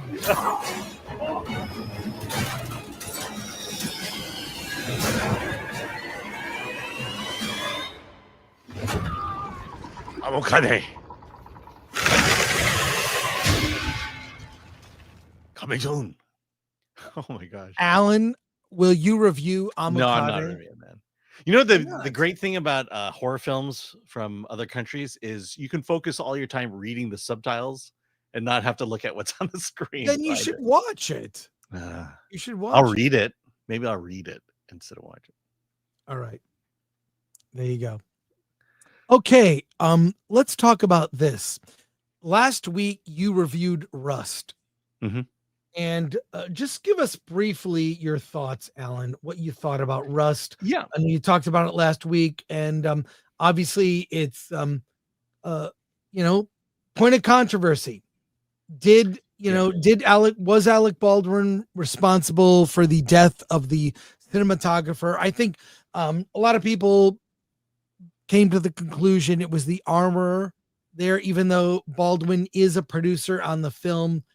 He was absolved of his responsibility. You saw the actual movie, but there's a statement now from the Rust cinematographer's mother and sister. I'll read that in a second, but tell us your thoughts on Rust. Yeah, I mean, it's a fairly serviceable Western. It checks all the boxes. It's actually not a bad movie. It was enjoyable and I got through it. But like I say, it's a cursed movie because Alec Baldwin is in probably 40 to 50% of the movie, and you just can't help but think about it. You can't help but think about the circumstances, and maybe in 20 years, the movie can stand on its own. But it's very difficult to not come in with prejudice, and rightfully so. So, is it just a solid Western? If you knew nothing about what happened, no, absolutely. It's just a kid trying to an older man trying to save a kid from getting hung for a murder he didn't, an accidental murder, and then the adventures he goes on, and the fact that he's being hunted down by not only the U.S. Marshals but by a bunch of bounty hunters as well, and it all ends at that big gunfight at the end. Well, it probably helps that no one in front of the camera was lost their life over a movie, but knowing that, I think, probably taints the experience somewhat. I have the statement from the mother of Helena Hutchins and sister. I took a screenshot from a press release. I'll read it for you. Here we go. I watched my daughter's stunning film twice. I was so happy for the success of my daughter because it was filmed so beautifully. I would want everybody to watch it because it was the dream of my daughter and she would want people to see it. I would want people to see the talent, the beauty, the success, and I'm just so immensely proud of her. She had a very specific style of cinematography and she saw the world differently. She could see and capture how the sun sets and how animals behaved. She saw the beauty of it all. She could capture it. She could capture nature. I like the film. I want many people to watch it, and I would want more people to remember her for as long as they can. Olga Solove, mother of Helena Hutchins. This is her sister, says, the film is amazing, very beautiful and colorful. The shots are just amazing. The composition, the lighting, even the weather in the frame transfers through the screen. The film is brilliant. Everyone should see Gala's work. This is high professionalism and high level artistry. The film is strong. I would want Gala to be remembered, not for the tragedy, but for her talent and hard work. That's Svetlana Zemko, sister of Helena Hutchins. Alan, do you have any thoughts to share? I mean, you appreciate the fact that a mother and sister love the one who had passed so well. And in terms of cinematography, I always feel like the best cinematography is the ones where you don't notice it, because once you notice it, then it draws the attention off of the story. And Rust certainly has that. It's very well done. Not only the landscapes, the settings, the sunsets, but it's also the way the action is shot. And then to even complicate the story even more, it takes place in several Western towns, meaning there's no shortcuts here. They have to find different locations that look different from each other, and it's all shot differently. And if anything, Helena Hutchins did a fantastic job with Rust. Well, it's still in theaters. I don't know for how much longer. I assume it'll be on VOD soon. I believe it is actually on VOD. I saw it on Fandango, so it's possible to see it. I think if her mother and sister are in favor of it, I think that's a good thing. It's a tribute, and it's tragedy that hopefully the attention paid to it will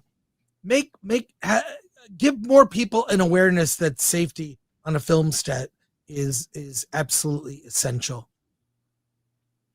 Let's go to any comments we have. I can't, for tech reasons, I'm unable to bring them up. All right, Matthew Hammond for 2. Have you seen Star Wars meets Full Metal Jacket? I have not. If that's an AI video, I probably should see it. I want to see that. Okay. Patrick Lemire, there's your Asians. Happy Alan? Oh, yeah, that's right. ADLS 24, but they were Japanese. That was the problem. ADLS 24, Godzilla minus 100 meters. No, Bill S. Preston Esquire looks good, but nope. Yeah, that's a comment on Omukade. So Omukade. Lord comment for 2. Good afternoon, Chris, Gore and Alan, and friends here. Cool. Yeah. All right. Is that it? Lord comment for 2, also from Rust to Dust. Well, there you are. All right. And Sam Spurgeon, I saw that Baldwin is doing a con near me in a few months. Is he on the convention circuit now? I believe he needs money. Yeah, he is doing conventions. So there you go. All right. One final thing we need to talk about. Matt Walsh. We have reviewed his movies on this YouTube channel. What is a Woman? And his other documentary, Am I Racist? Matt Walsh is a commentator on YouTube, and I would say a professional troll. He's very good at trolling, not just his audience, but people who casually scroll through social media. And what I will say, maybe something you didn't know about Matt Walsh, is that he has a lot in common with Quentin Tarantino. Matt Walsh worked at a Blockbuster Video, a couple blockbusters, where he was a manager. Matt Walsh was also snubbed by the Academy for his films, and he has a lot of opinions. But this is actually and you've seen a lot of people battle Matt Walsh over his thoughts. Okay. And he recently did a video about Revenge of the Sith because Matt Walsh took his kids to see that movie, and he despised it and went through a series of tweets talking about Revenge of the Sith. I will spare you the pain of hearing those tweets, but dissension is not just among the people he's trolling. Someone on the Daily Wire itself, the very company he works for, are divided. Opinion from dailywire.com. Why Matt Walsh is wrong about Revenge of the Sith. Walsh claims Revenge of the Sith has the worst dialogue he's ever heard in a mainstream Hollywood movie from freedom fighter Jacob Balich, writing for the dailywire.com, the very company that Matt Walsh works for. And I have queued up the 15-minute video. Maybe we'll EFAP that. But Alan, if you would give us the crux of this story through quotes here. Okay. Let's see. Conservative commentator and podcaster Matt Walsh has stirred controversy with his vocal disdain for Star Wars, particularly Episode 3, Revenge of the Sith, which he recently revisited during its 20th anniversary theatrical re-release. Despite being self-proclaimed expert in many arenas, including podcasting, fishing, and Mortal Kombat, Walsh has repeatedly mocked Star Wars franchise, calling fans like the article's author a complete and utter disgrace. After seeing Revenge of the Sith with his children, Walsh took to X to criticize the film's dialogue and tone. He mocked the romantic exchanges between Anakin and Padme, which here's the full one. Anakin says, "You're so beautiful." Padme responds, "It's only because I'm so in love." And Anakin says, "No, it's because I'm so in love with you." Well, can I just admit for a second that's pretty bad. That's actually kind of bad. No, because then Padme responds, "Oh, then love is blind." And, all right. Let's see. Walsh also ridiculed the climactic duel on the lava planet of Mustafar, claiming it was abysmal action cinematography and dismissing the high ground as an unrealistic tactical advantage. Yet the article explains that the fight is one of the most iconic in cinema history, loaded with symbolism and shaped Anakin's hubris and his desire to imitate his master's past victory. "You underestimate my power," Anakin yells. Walsh complained about the setting. The lava planet, for some reason, is rebutted with Star Wars lore, citing Mustafar as a deep connection to the dark side. The article highlights Darth Vader's eventually builds his fortress there, as detailed in canon comic books. Finally, Walsh claims that the film took itself too seriously, unable to reconcile campy fun with deception of mass child slaughter. I'll just end there. Okay, well, Alan, what are your thoughts? I'm going to give you my thoughts, and we're gonna watch as much of this video as we can stand. But what are your thoughts, Alan? I'm kind of, I liked Revenge of the Sith, but I'm kind of in agreement there. I believe the first 6 Star Wars were basically homages to the old spaghetti westerns, the serialized movies of the past. So he's not going for dialogue. He's not going for Shakespeare here. He's telling an exciting, thrilling story with love, romance, lightsabers, and the Force. I don't think we're arguing that Star Wars, especially Revenge of the Sith, is supposed to be the greatest movie ever made, or that George Lucas was trying to make the greatest movie ever made. I'll say this about George Lucas. I don't know if you guys remember, but when the first 3 episodes came out, this is kind of the first time that Lucas was playing around with digital cameras. The first one was a blending of digital effects. In other words, creating a digital character that could interact with the real actors, aka i.e. Jar Jar Binks. Second movie was completely shot on digital, and then the third one here is more of the culmination of how you shoot digital and make an epic movie about it. And so the first 3 movies, Phantom Menace to Revenge of the Sith, was groundbreaking in the fact that digital is now how things are done. The cry to come back to film is now there, but this is these movies are groundbreaking, and I give it credit for that. But I think I can't say that Matt Walsh is 100% wrong. He's probably maybe I'll say 50% wrong. Well, I'll agree with you on that. A couple things, correction. Not spaghetti westerns. You meant serials. Serialized. Like Flash Gordon, like Flash Gordon or Buck I corrected Rogers. myself. It's inspired by that. No, it's fine. And I will say, I did see Revenge of the Sith in theaters. Love the experience. Some of the best lightsaber duels are from the prequels. You could argue that final duel with Obi-Wan and Anakin, best lightsaber duel in Star Wars, maybe tied with or very close to Episode 1, the end of Episode 1, with the Qui-Gon, Obi-Wan, and Darth Maul. But I got to say here, Matt Walsh is being a troll.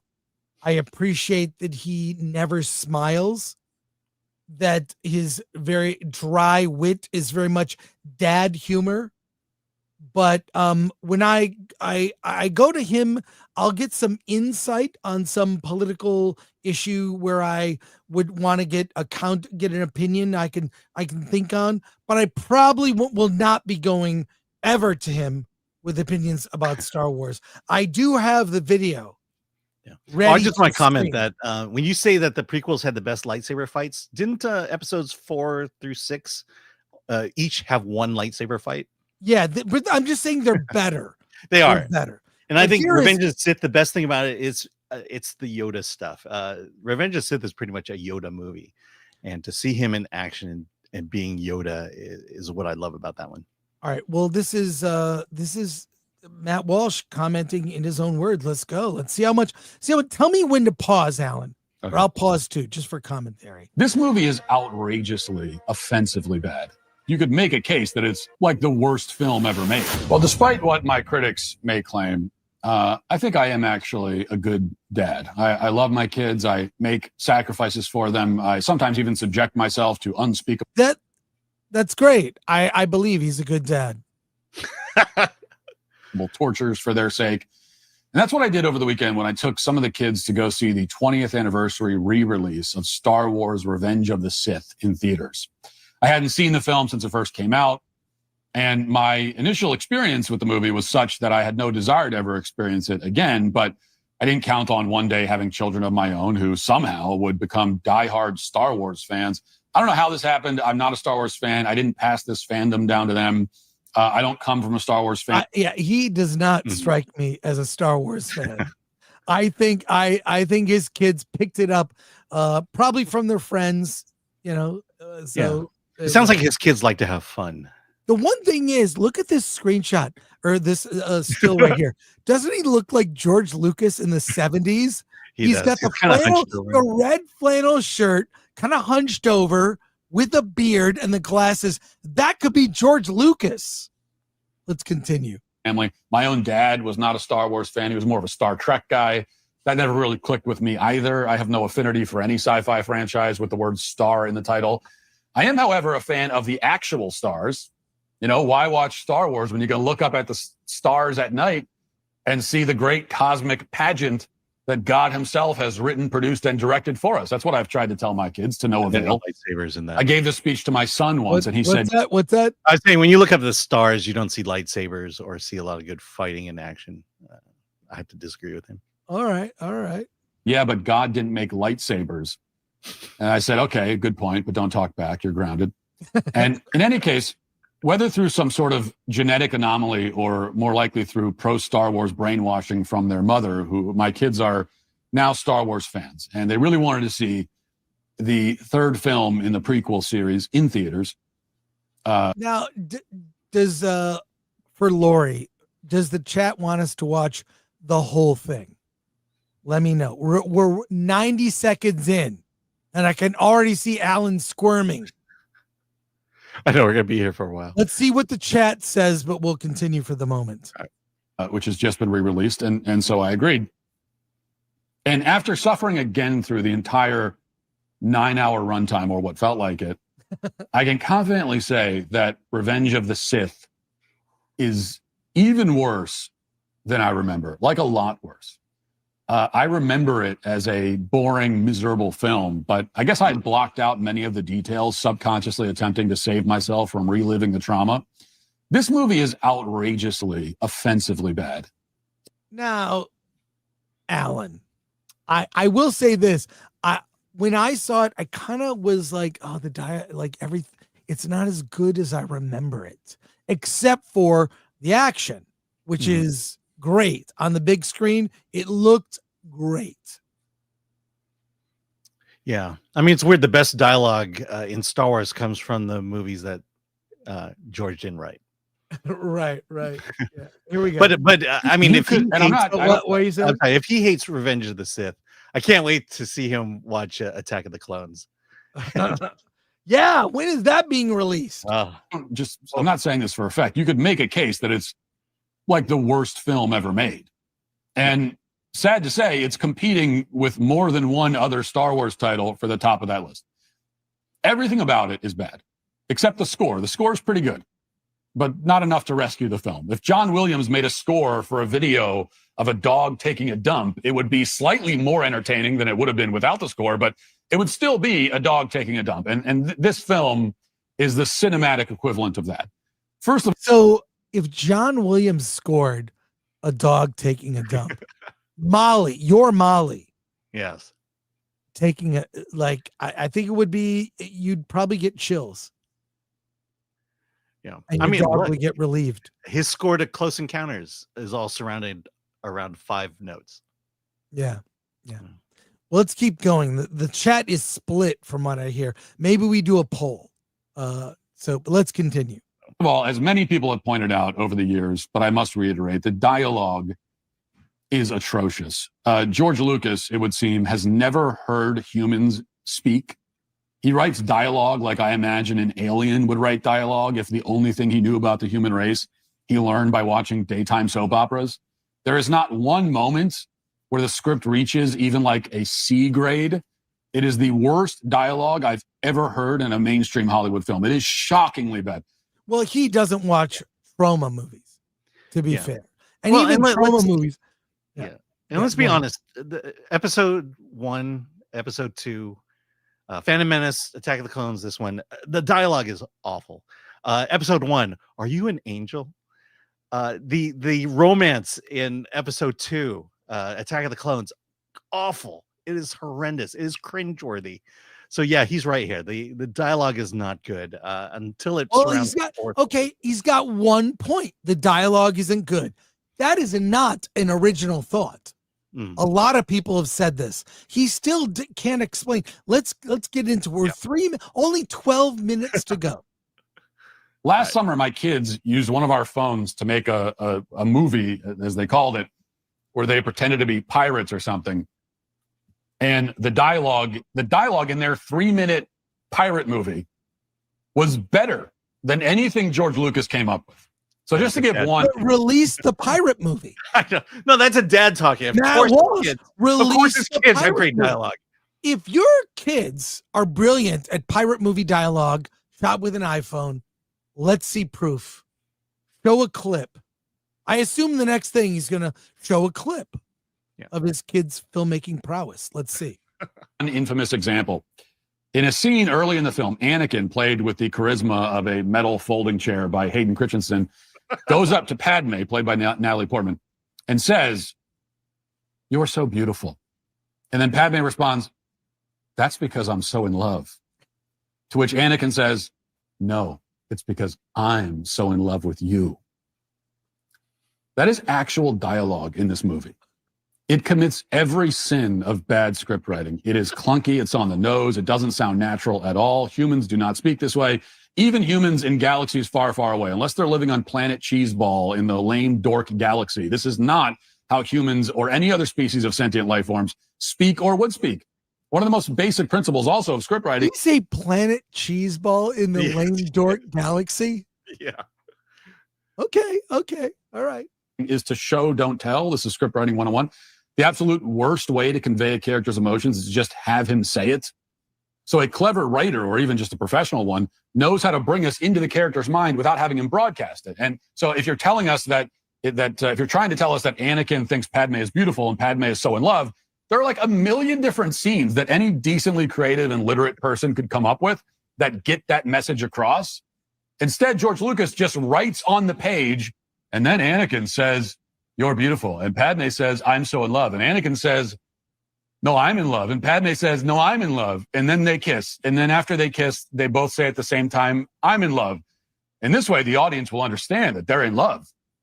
I mean, that's literally how the script was.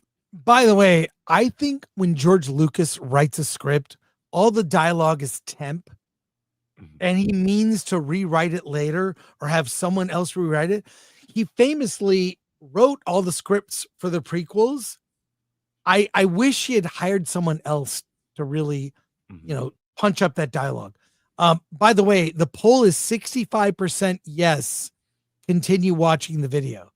So we've got 10 minutes left. Ready, Alan? All right, let's power through this. Okay. Well, if you have comments, tell me to stop. Yeah. No, I've already talked about how bad the dialogue is. He's right. All right. We agree. tell me, Matt Walsh, an original take on this. Yes, the dialogue is bad. I'm a fan and I agree, but let's go. Probably written. It was written like somebody was transcribing the off-the-cuff ramblings of a 5-year-old. The entire movie is like this. There is not one line of dialogue that sounds authentic, much less clever. And to make matters worse, the acting is uniformly bad, in some cases grotesquely bad. Now, granted, the actors were given the impossible task of delivering George Lucas dialogue, which is the modern film industry equivalent of like pulling the sword from the stone. There may be some actor out there in the world who can make this crap sound good, but he's never stepped forward. His existence is only a legend. Maybe Daniel Day-Lewis could do it. I'm not sure, but I do know that Hayden Christensen can't. Neither can Natalie Portman, Ewan McGregor, Samuel L. Jackson, who are all terrible in this film. Even R2-D2's performance fell flat and uninspired. Reportedly, I read this, that George Lucas wanted to cast Tupac in the role that ultimately went to Samuel L. Jackson, which makes Tupac... Is that true? Tupac was going to play Mace Windu? Look that up. We're going to we'll come back to that, but look that up. I know every weird Star Wars rumor. I have never heard that. Let's continue. Death, perhaps a blessing in disguise. At least he was saved from the embarrassment of being in this movie. So we've established that the acting and dialogue were terrible. Many apologists for the film, and I've heard this in just since yesterday, because I tweeted about this, and a lot of people were very upset, as you would expect, that I thought the movie was bad. But what I found is that a lot of people were conceding both points, but then claiming that the movie is still good. Now, of course, saying that's just what we did. Okay, I've Tupac news here. Yeah. According to Rick Clifford, a former Death Row Records engineer, Tupac was enthusiastic about the opportunity and mentioned he was supposed to read for George Lucas to play a Jedi. Clifford recalled Tupac saying, they wanted him to be a Jedi. I'm serious. Samuel L. Jackson got Tupac's part. Wow. Okay, you learned something new. It's crazy. All right. Only 9 more minutes. That a movie has bad acting and bad dialogue, but is still good, is like if you ask someone their opinion of the local Italian joint and they say, well, the customer service is terrible and the food tastes bad, but overall, it's actually a great restaurant. By definition, it cannot be a great food service establishment if it fails in the areas of both food and service. And a film cannot be good if it's poorly written and poorly performed. What's left to make it good? What could possibly rescue a film if both the guy who wrote it and the guys who acted in it have failed in their jobs? In a world that constantly challenges our values, now is a time to stand tall and boldly proclaim the truth. This is... There you go. I mean, the fight choreography is Wait, we're going to restart. Here we go. Now, you might want to say, well, the acting sucks and the script sucks, but at least the action is good. I would submit that a poorly written and poorly performed film with good action is still on balance a bad film. But as it happens, this movie doesn't have good action scenes. The action scenes are long and busy and lots of things happen. There are plenty of action movies that are great action and bad dialogue. Yeah. Well, right. 7 minutes left, Alan. All right, let's go. They are not good. I mean, the fight choreography is terrible. It's clumsy and nonsensical and uninspired. Many of the Jedis who are supposed to be like intergalactic ninjas, like the Karate Kids of the cosmos or whatever, have shockingly bad reflexes. I mean, Revenge of the Sith features some of the slowest fight scenes I've ever seen. There's a scene where Emperor Ovaltine or whatever his name is who I guess is not an emperor yet in this, but he fights off a group of Jedis who came to apprehend him. And the actor who played Ovaltine was in his mid-60s, and he moves like it. And yet, despite swinging the lightsaber with all the speed and vigor of a retiree playing softball, he still easily dispatches like multiple Jedi warriors who are supposed to be, the greatest warriors in the universe. And in just with a casual, flick of the lightsaber, they're dead. That's it. And for the editors at Daily Wire, you missed a huge opportunity to put in a clip of Ralphie from A Christmas Story saying Ovaltine. Why is that not there? Okay. Oh, and that made me laugh right there. Ovaltine. All right, just to clear up a conversation going on in the chat. Tupac died on September 13th, 1996. Production of The Phantom Menace started in 1997. Yeah. So there you go. The fight scenes are also funny because they use stunt doubles or CGI to have the Jedis do flips and random like midair 360 corkscrews like Simone Biles for no obvious strategic reason. But for the rest of the time, they have the actual actors, I guess, doing the moves. So we're treated to the spectacle of fighters who can jump and flip like Olympic gymnasts, but when they're not jumping, they move like these clumsy old dudes. So the action isn't good, script isn't good, acting isn't good. What's left? The story? Could we possibly say that although the acting is bad, the dialogue's bad, the action's bad, at least the story was good? Well, no, we can't, because unfortunately, this ship hit multiple massive narrative icebergs, so that by the end of the thing, the thing was so riddled with holes that it could just barely stay afloat. So let me give you just two examples, both from the end of the movie. In the climactic battle sequence between Anakin and Obi-Wan Kenobi, which takes place on a lava planet for some reason. I don't remember why they went to a lava planet. Maybe there was a good reason. Okay, why would anyone go to a lava planet? If there are thousands of planets and you can go to any of them faster than the speed of light, why would you ever choose the lava planet for any activity? What possible activity could you? There's a lot you can do on a lava planet. Yeah. You can on your speeder bike, you can cook an egg. Mm-hmm. When it's really hot. You save money on heat. Yeah. I don't think he's very imaginative here. Anyways, continuing. Why would you ever go to it? Why would anything ever happen on? Is it because Anakin was evil? So when you turn evil, you suddenly develop an affinity for lava? Yeah, that is it. That's George Lucas's writing for you. Well, he's evil, so he must like lava. Anyway, so they were on the lava planet fighting, and they were leaping from one piece of floating debris to the next, because that's how it works, right? Never mind the fact that if you jumped onto a piece of metal that was floating in lava, you would quickly burn to death. But that's not the point. The point is that this scene ends with Obi-Wan Kenobi jumping off of one of the lava rafts and onto a gently sloping hill. And then he turns back to Anakin, who's still floating on the lava, and says, "It's over. I have the higher ground." The fact that Obi-Wan Kenobi is slightly elevated over Anakin is supposed to somehow mean that he automatically wins the fight, except that Anakin just 5 seconds earlier had leapt like 30 feet in the air with effortless ease. So even if the higher ground is decisive, he could easily just jump higher than Obi-Wan Kenobi was standing, or he could walk up the hill and continue fighting. This is a wide hill. He clearly hasn't read the EU or the novelizations. Yeah. See, Anakin can jump over Obi-Wan, but what would Obi-Wan do? Jump over Anakin. Continuing. Anakin could jump to any spot on the hill where his opponent is not standing, or he could float down a ways and jump onto a different hill and then continue the fight. There is no reason why Obi-Wan Kenobi standing on a hill should have ended the fight, unless Anakin did the one thing he decided to do, which was to jump directly over Obi-Wan's head so he could just casually reach up and cut his legs off. And that's how it ends. The whole sequence with Anakin just presenting his legs to be cut off. Here you go. It made no sense. Also, there's this problem. This is the last thing. The whole reason that Anakin turns to the dark side is because he had his visions that his wife Padme was going to die. Ovaltine promises him that if he goes to the dark side, he can stop. By the way, I kind of agree with Matt on this point. It's kind of a dumb reason to turn to the dark side. I'll let him finish, and then I want to hear what you have to say, Alan. His wife from dying, and then which by the way is not a bad concept. Like that idea is not a bad idea. And then right before the final battle, Anakin seemingly chokes her to death himself. And this could work in a tragic sense. He turned to the dark side to save his wife, but then he ended up killing her. Except the problem is that for some reason, we learn in the next scene that he didn't kill his wife. The doctors tell us that his wife did not sustain any physical damage at all, yet she was still dying of a broken heart or something.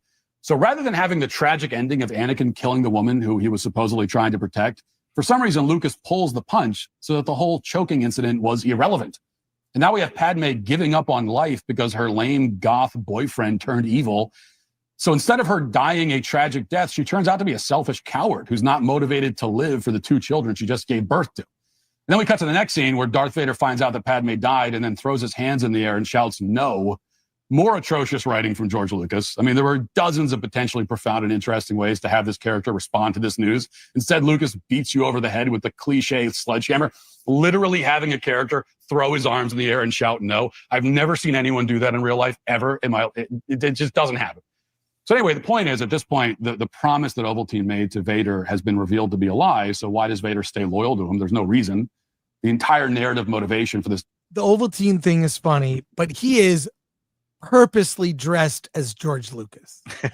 Let's be fair. That is a George outfit through. Because then he would have whitened his beard and his hair a bit if that was true. Maybe, but no, I'm saying George of a certain era. Let's go back. Let's just it's almost over. Go back. Just character transformation was yanked away at the last minute, and there's no attempt to deal with that problem at all. So the acting is bad, the script is bad, the action's bad, the story's bad. What can this movie hang its hat on? We can't even give it marks for tone, because tonally the film's also a disaster. It's written and acted like a campy, cheesy comedy. It has old guys doing backflips with laser swords, but at the same time, George Lucas wants it to be like this dark operatic masterpiece. He even has Anakin slaughter a whole room full of children. No, I have no issue with your villain doing something heinous, but you can't have a campy, cheesy movie that's also dark and also features the mass murder of kids. Like, all of those notes together make not for a symphony, but for a hodgepodge of noise. If anything, it sounds more like the orchestra warming their instruments up before the performance, which is maybe the best analogy for this film, because despite being one of the worst movies ever made, it does maybe have the potential to have been pretty good. It has some good ideas, at least. It just needed a new script, different actors, and a better director. Well, he's not right. I was gonna say, like, he is not saying anything that I haven't heard a Star Wars fan who loves the movie say. And I'll say, I acknowledge these are all flaws that, yes, agreed. I still will watch this movie and enjoy it. And I did. Yeah. Well, I mean, here's my problem with what Matt Walsh is doing here. I mean, clearly he stated up front that he was never a fan of Star Wars. That not only not being a fan, he hates Star Wars. And so he goes in, watches Revenge of the Sith with this hate mindset going in. And as the movie progresses, it's just one bad thing. He nitpicks one thing after the other. And that's what he's doing. He's just nitpicking. And by the way, this Friday, we are going to continue to review the Thunderbolts and tell you what we have more thoughts about how bad that movie is. We'll do that. All right. The last 30 seconds of it. Yeah, go for it. Maybe it didn't have potential after all.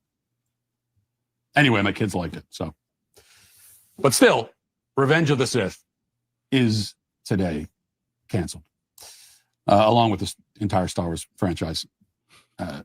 Needless to say, canceled. Well, let me just say, the real hero of this is a coworker of Matt's named Jacob Fallich. Sounds like Fallich. It sounds like a Star Wars name, Jacob. I think your name sounds like a Star Wars name. But look, even his own coworkers calling Matt out. I think that says a lot. Let's go to comments if there are any. And someone says there's a Camille Paglia video about that where she praises Revenge of the Sith. I don't know. Lori, if you would bring up any super chats or comments that are in there. Yes. All right, Matthew Hammond for 2. Is it Lee Emery as Darth Vader? No, but thank you, Matthew. Appreciate that. All right, here we go. Okay, here we go. Lord comment for 2. Drink your Ovaltine. That's right. Okay.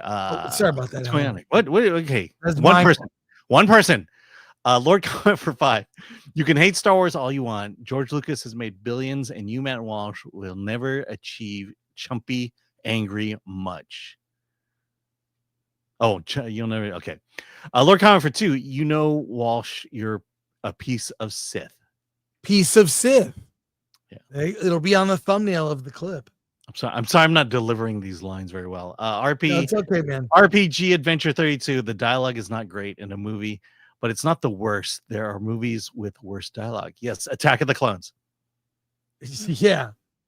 Trevor Toon Art. Revenge of the Sith is crap. Walsh is correct. Dialogue, acting, and directing are pure shit. Well, we have a Matt Walsh fan, Trevor. Caveat ties. Matt ain't wrong about most things in Revenge of the Sith, but he puts too much weight on those flaws. Exactly. How about have some fun? I think, look, the reason Revenge of the Sith is so beloved, it's that climactic lightsaber duel at the end of the movie is why. We imagined that fight from seeing the first Star Wars or the second, seeing Empire. Mm-hmm. Like, this is the fight that, we wanted to see, and we got it. And the thing we wanted was good, but not almost everything else is flawed. Yeah. I no one's claiming this was a perfect movie. An honest doubter. That fight was boring. Give me Duel of the Fates over silly lava sweat flinging stick fighting.